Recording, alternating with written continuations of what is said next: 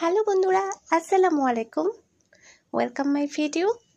আজকে আপনাদের সাথে শেয়ার করতে যাচ্ছি পাস্তা। তো ফুটন্ত গরম পানির মধ্যে পাস্তা দিয়ে দিলাম, ভালো করে নেড়ে চেড়ে নেব যেন বলক আসে পানিটা। পাস্তাগুলোকে ফুটিয়ে নিতে হবে। তো আমি সাথে কিছুটা লবণ অ্যাড করে দিয়েছি, যেহেতু বলক চলে আসছে এখন। ভালো করে সেদ্ধ করে নিচ্ছি, নেড়ে চেড়ে দিচ্ছি যেন একটার সাথে আরেকটা না লেগে যায়।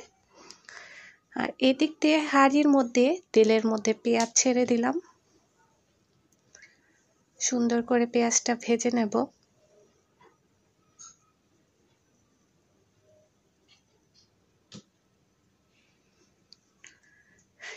এখন লবণ অ্যাড করে দিলাম। ভিডিওটি কে কোন জায়গা দেখছেন অবশ্যই কমেন্টস করে জানিয়ে দিবেন বন্ধুরা।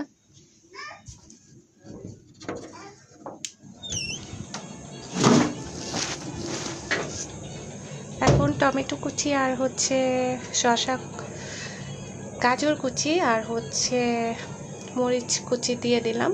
টমেটো, গাজর, বটবটি, মরিচ, পেঁয়াজ এখন ভালো করে তেলের মধ্যে কষিয়ে নেব, ভেজে নিব। আর এর সাথে আমি অ্যাড করে দেব ম্যাগি স্বাদে ম্যাজিক মশলাটা।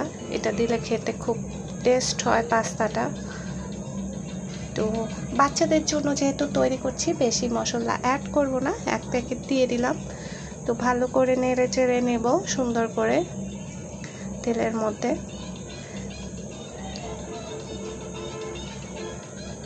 এই পর্যায়ে আদা রসুনের পেস্ট দিয়ে দিব সামান্য পরিমাণ। তারপর সুন্দর করে আবার কষিয়ে নেব। আর একটু সয়া সস অ্যাড করে দিলাম টেস্টের জন্য। ভিডিওটি ভালো লেগে থাকলে অবশ্যই চ্যানেলটি সাবস্ক্রাইব করে দিয়ে পাশে থাকা বেল আইকনটা অন করে দিবেন। অবশ্যই লাইক কমেন্ট করে ভিডিওটা শেয়ার করে দিবেন। ফেসবুক পেজটা অবশ্যই লাইক ফলো দিয়ে ভিডিওটা শেয়ার করে দিবেন। কে কোন জায়গা থেকে ভিডিওটা দেখছেন অবশ্যই কমেন্টস করে জানিয়ে দিবেন। এই তো এখন ডিমটা দিয়ে দিলাম। ডিমটা ভালো করে ছুরি ছুরি করে সবগুলোর সাথে মিক্স করে দেব। একদম সুন্দর করে একটু নেড়ে চেড়ে ভেজে নিচ্ছি। আর আমি কিন্তু খুব অল্প তেলের মধ্যে রান্না ট্রাই করি, বেশি তেল আমি ইউজ করি না। অল্প তেলের মধ্যে খাবারগুলো তৈরি করার চেষ্টা করি। আর এই তো পাস্তা দিয়ে দিলাম, তারপর ভালো করে নেড়ে চেড়ে নেব। তৈরি হয়ে গেল আমার পাস্তা।